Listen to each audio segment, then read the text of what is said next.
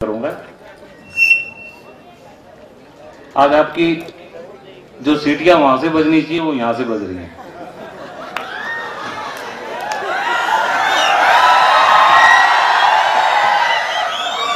ये बातें आपको समझ में आएगी, मुझे पता है।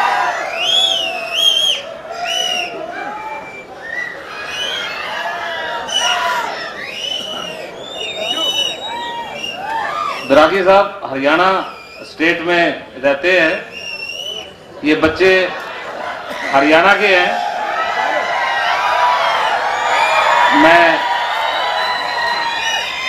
वेलकम करूंगा हमारे एसडीएम साहब का, उमेश मोहन जी का, कि वो भी अपना कीमती समय निकाल कर, आज छुट्टी का दिन है और सरकारी अफसर को अगर संडे खराब करना पड़ जाए तो उनके लिए ऐसा हो जाता है, क्योंकि उनको 24 घंटे काम करना होता है। लेकिन ये बच्चों, आप लोगों का प्यार है कि वो आज अपने संडे के लिए उनको भी यूटिलाइज करते हुए आप लोगों के लिए आए हैं। एक बार जोरदार तालियों से उनका भी स्वागत करें। तो हम लोग हरियाणा की बात कर रहे थे। हरियाणा का जो सबसे बड़ी अच्छी बात है, एग्रीकल्चर तो है ही है, और एग्रीकल्चर के साथ जो कल्चर है वो बहुत विटी कल्चर होती है। बड़े हंसमुख लोग हैं और कई बातों की बात तो ऐसी बढ़िया कर देते हैं कि एक 4 लाइनों की पोएम है, उससे मैं शुरू करूंगा और आप देखना कि हरियाणा का आदमी एक आसान से सवाल का क्या बवाल बना लेता है।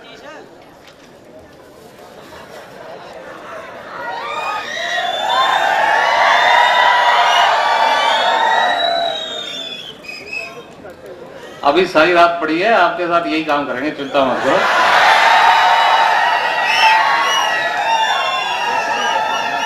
तो हरियाणा की बात कर रहा था कि पुलिस को रंगरूटों का दस्ता चाहिए था नया। पुलिस को रंगरूटों का दस्ता चाहिए था नया। हरियाणा का राधे श्याम भी इंटरव्यू देने गया। द्रागी साहब बैठे हैं। पुलिस की भर्ती जब छिड़ जाती है तो इन लोगों के, देखो भाई, आप ये मुझे इरिटेट कर रही हैं आपके विषय।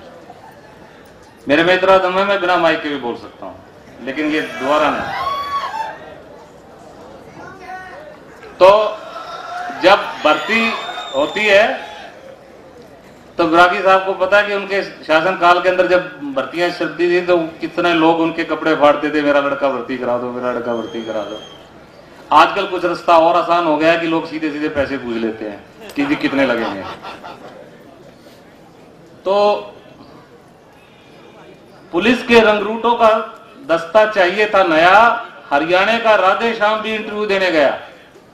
इंटरव्यू में पूछा गया सिर्फ एक सवाल, बहुत सीधा सा सवाल था, और राधे ने बना दिया सवाल का बवाल। क्यों? हरियाणा का था, सवाल का बवाल तो बनाना ही था। सवाल था, आप सेब खरीदने जाओगे, तो 50 रुपए किलो के हिसाब से 100 ग्राम के कितने पैसे दे के आओगे? बहुत लंबा चौड़ा मैथ की बात नहीं थी, बहुत सिंपल सा सवाल था कि आप सेब खरीदने जाओगे तो 50 रुपए किलो के हिसाब से 100 ग्राम के कितने पैसे देकर आओगे। लेकिन इस आसान से सवाल का हरियाणा वाले कैसे बवाल बना देते हैं। राधे बोला, उसने जब जवाब दिया, राधे बोला, अगर मैंने 100 ग्राम सेब के भी पैसे दिए तो पुलिस में भर्ती हो रहा हूं क्या ऐसी तैसी कराने के लिए? तो पुलिस में तो भर्ती इसलिए होना कि ऊपर का माल आ रहा है, और 100 ग्राम सेब के भी अगर मैं पैसे दूंगा तो कहां? तो राधे बोला, अगर मैंने 100 ग्राम सेब के भी पैसे दिए तो पुलिस में भर्ती हो रहा हूं क्या ऐसी तैसी कराने के लिए। जो इंटरव्यू ले रहा था साहब को जवाब में मजा आया और उसने सवाल को और आगे बढ़ाया। तो क्या कहता है वो, देखो, कहता है ठीक बात है, लेकिन अगर मैं खरीदने जाऊं तो, जो इंटरव्यू ले रहा था साहब, उसने कहा अगर मैं खरीदने जाऊं तो कितने के मिलेंगे? राधे बोला आवाज करो, फ्री पेटी घर पे भिजवा देंगे। पुलिस में भर्ती होना था, बोला आवाज करो फ्री पेटी घर पर भिजवा देंगे। अब जो सवाल पूछ रहा था उसने कहा चलो अब इसे और आगे मजा लेते हैं। बोला अगर तुम्हारी बहन खरीदने जाए तो कोई, हाँ देखो ये पुरुष की मानसिकता है। चाहे अन्ना हजारे, चाहे कोई लाल किले पे, इंडिया गेट पे कितने व्रत कर ले और आप लोगों को समझा लें कि भाई हमें कैसा आचरण दिखाना, लेकिन ये पुरुष की मानसिकता है कि महिला का जहां नाम आया और वहीं से सीटियां निकलनी शुरू हो गई।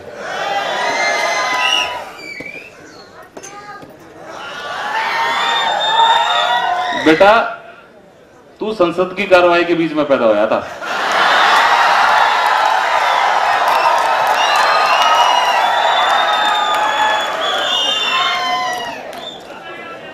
और आज का दिन देखिए, पूरे साल के अंदर क्या होता है, पूरे साल के अंदर हम लोग इनकी क्लास लेते हैं और एक दिन हम इनको देते हैं जब ये लोग हमारी क्लास लेते हैं। और मेरा तो मानना है, हाँ मेरा तो मानना है, क्योंकि एजुकेशन इंस्टीट्यूशन से जुड़े हुए लोग हैं हम, आप किसी भी बच्चे से अध्यापक का पर्यायवाची पूछे कि भाई अध्यापक का पर्यायवाची क्या होता है, यूं कहेंगे मनुष्य।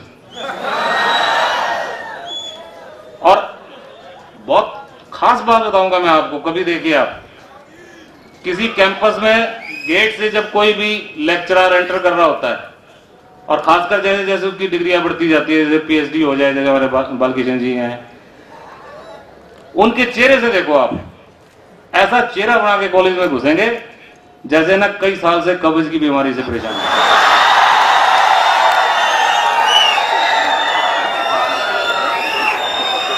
और बहुत ये बातें समझ में आ रही है ना?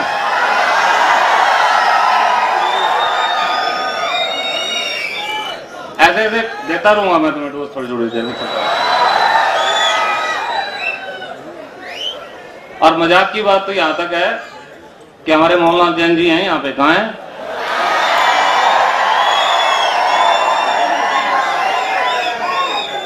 एक तो मैथ का लेक्चरर, ऊपर से लाला और फिर जैनी,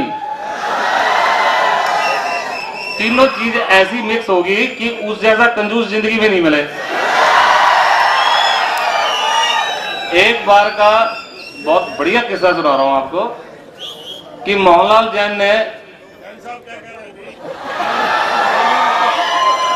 जैन साहब तो हमारे गेस्ट है, ये माफ कर देंगे। तो मोहनलाल जैन ने क्या किया, 50 ग्राम जलेबी तुलवाई और जलेबी के साथ चिपके का मकोड़ा भी आ गया। अब जैन साहब कभी जलेबी को देखे, कभी मकोड़े को देखे, फिर बोला खाऊंगा। तो जब वो उस मकोड़े को खाने लगे तो वो जाड़ में जाके कर कर बोला भाई कितनी कर कर ले, 7 तुल का आ रहा है। और जब तुली हुई चीज के पैसे दे दिए तो फिर कैसे छोड़े। तो वापिस उसी चीज पर आते हुए राधे वाली बात पे, बोला अरे पिताजी भी तो बाजार जाते हैं। बोला जी उनके दांत नहीं, वो सिर्फ केले खाते हैं। अब हरियाणवी देखो कितना बेटिया, वो बात बात पे जवाब दे रहा है। वो चाह रहा था कि ये कैलकुलेशन करके बताए कि भाई ये 50 रुपए के 1 किलो सेब में 5 रुपए के कितने आएंगे। तो बोला अरे पिताजी भी तो कोई बाजार जाते हैं। बोला जी उनके दांत नहीं, वो सिर्फ केले खाते हैं।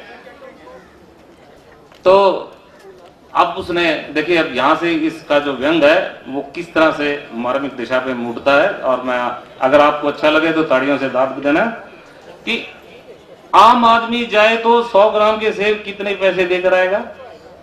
प्रश्न किया, आम आदमी अगर जाए तो 100 ग्राम सेब के कितने पैसे देकर आएगा। ये बात सुनकर राधा जो था वो सीरियस हो गया। वो बोला, आम आदमी को आपने सेब खरीदने के लायक कहां छोड़ा है?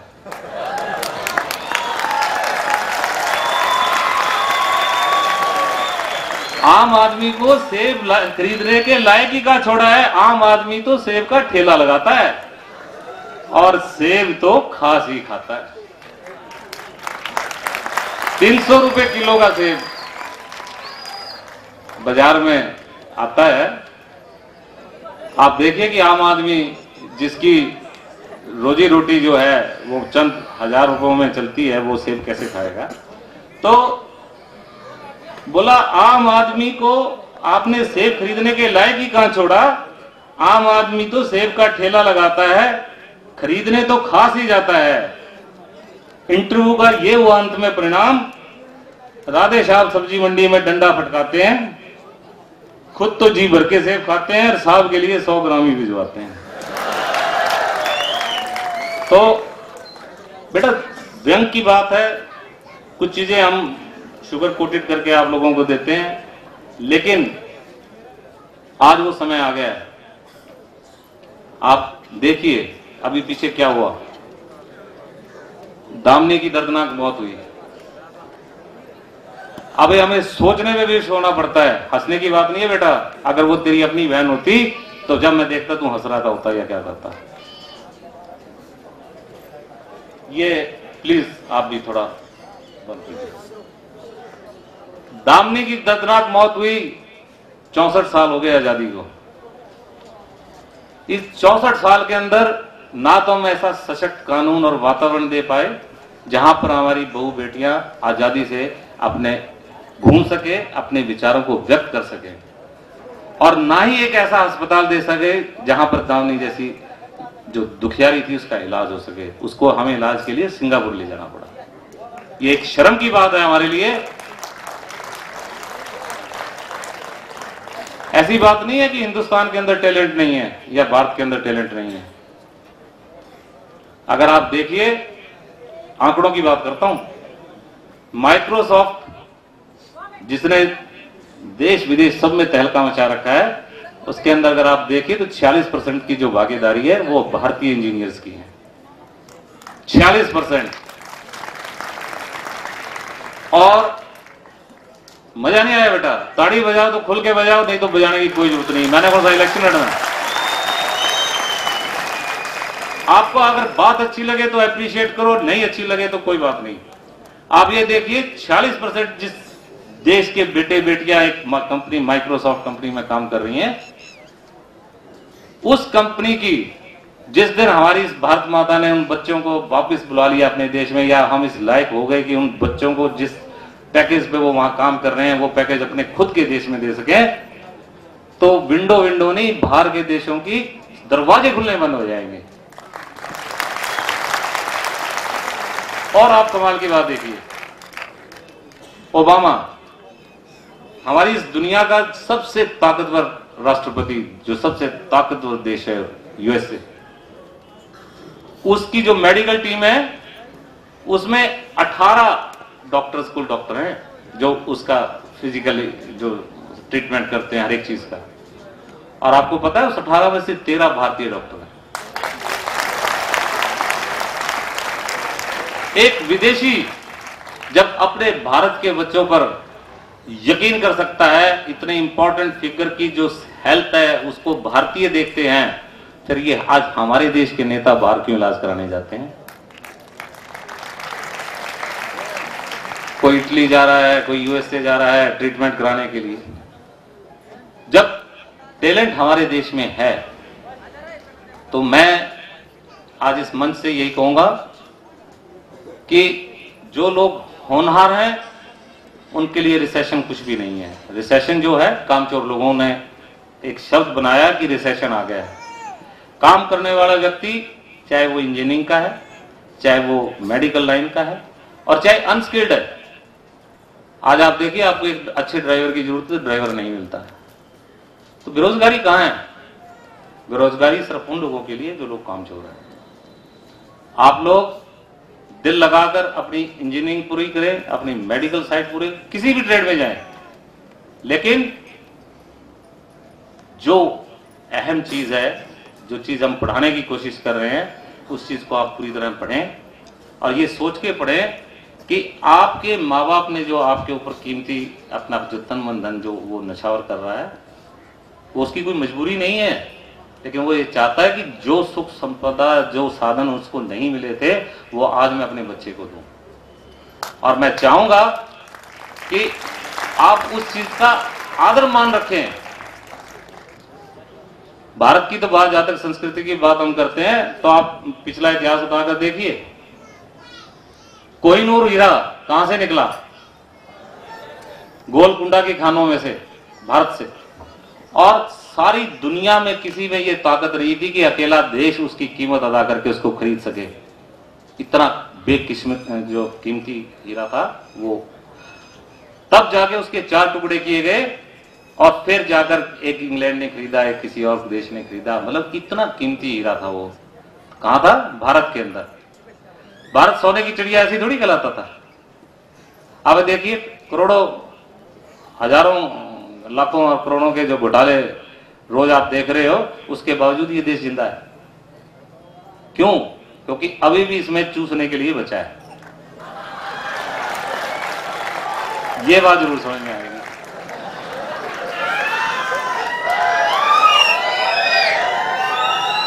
तो मैं ये कहता हूं कि बेटे, आप लोग बहुत अच्छा पढ़े, पढ़ लिख कर एजुकेशन प्राप्त करें और उसके बाद अपनी इस उंगली की ताकत को इस्तेमाल करें। ये उंगली जिसका बटन दबाकर आप ये चुनेंगे कि इस देश के अंदर ये सत्ता किसको देनी है।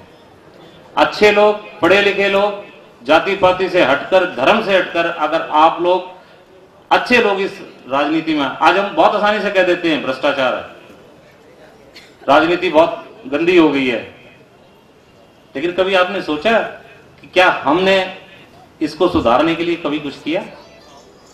अगर हम अच्छे लोगों को चुने तो आज वो दिन देखने को नहीं आएगा और हम अपने देश का भाग्य खुद लिखेंगे। तो दोस्तों, ये बीच में आपको थोड़ा सा सीरियस किया है मैंने, मुझे नहीं पता।